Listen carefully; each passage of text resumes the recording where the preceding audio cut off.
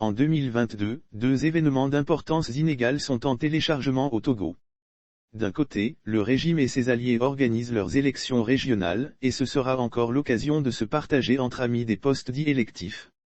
De l'autre côté, le peuple a rendez-vous avec la mobilisation générale, ce sera aussi l'occasion de finaliser la lutte par une transition constructive. C'est l'événement majeur qu'aucune restriction de liberté n'empêchera. Après les grandes mobilisations de 2012 conduites par le collectif Sauvons le Togo, CST, puis les gigantesques manifestations de 2017 organisées par la coalition C14, la prochaine échéance s'annonce en 2022.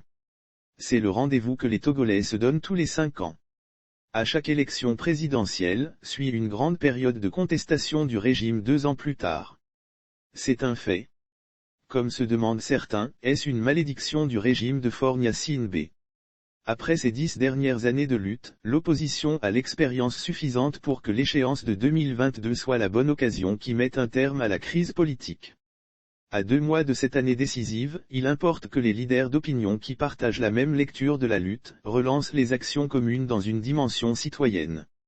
Le régime refuse l'ouverture politique et se prépare à partager avec ses alliés, les postes des élections régionales. Ce sont les élections qui les intéressent. Nous Togolais marginalisés, préparons-nous à relancer la lutte. La démocratie et le respect de nos droits sont nos priorités.